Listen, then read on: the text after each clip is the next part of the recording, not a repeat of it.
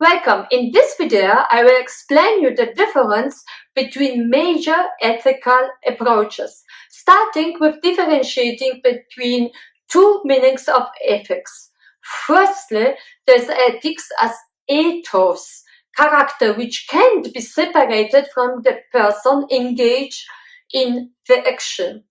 Secondly, ethics as the characteristics of the action itself.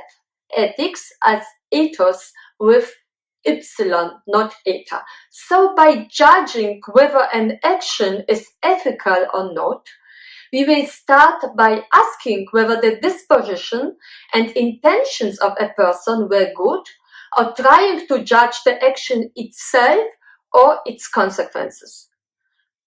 One reason for doing something, let's say helping somebody on the street, may be the result of long-term disposition, like for instance, being responsible, helpful, or courageous.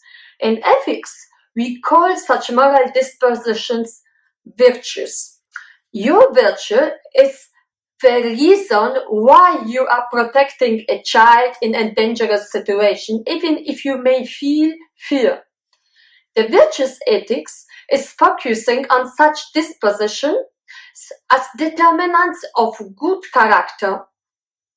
What distinguishes this approach from all others is the focus on the character of the person. If this character is good, the actions which this person will do are good as well.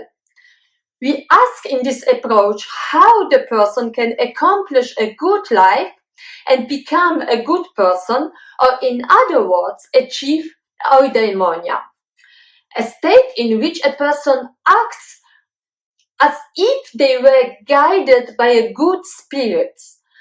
Take a look at the two words which build the word eudaimonia. Eu means good, and we find it, for instance, in the word evangelium, good message, a gospel, and daimonia refers to a daemon, spirit. It is assumed that a supreme aim is to be internally and inherently good. This cannot be validated by anything or anyone besides yourself, and can only be judged by whether you achieved eudaimonia or human development. Putting it simple, if we do actions in a good way, which makes us a good person, we achieve happiness. Another reason to do something is intentionally with goodwill, to do right thing as a moral duty. In Greek, moral duty is called deon.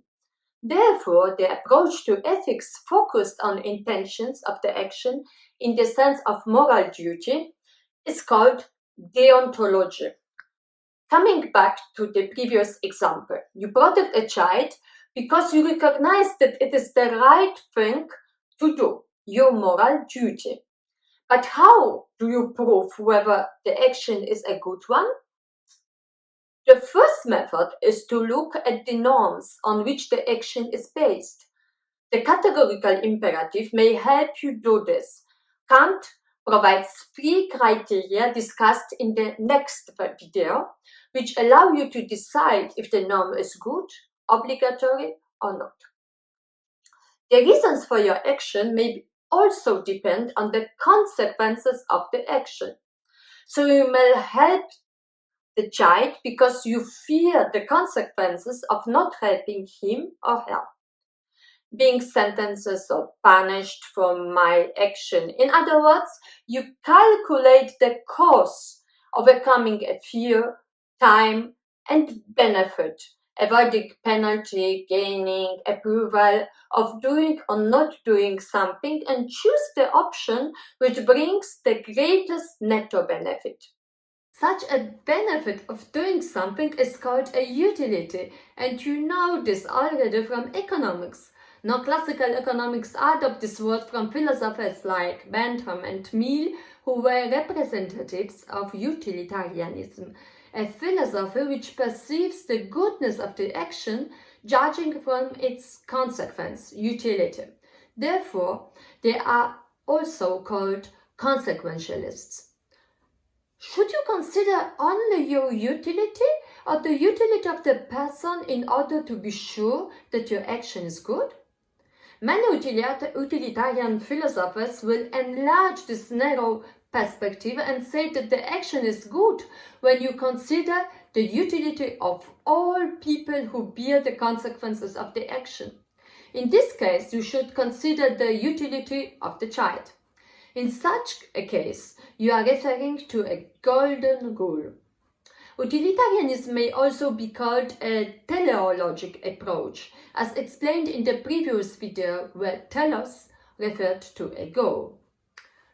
The questions about whether your action is good or not can be also answered by asking about its compatibility with the existing social order.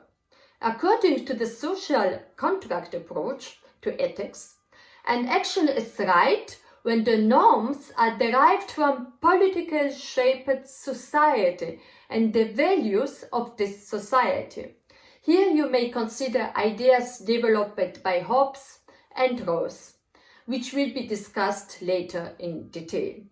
In summary, you have different reasons for your action which may be grounded in the person, his/her character, ethos, or disposition, virtues, or his/her intention and goodwill to do his moral duty. They may result from the evaluation of action in accordance to a. Norms which build my obligation, values like utility which make it necessary to calculate possible results, consequences of the action, or C. The compatibility with the society, the social contract. Thank you for your attention.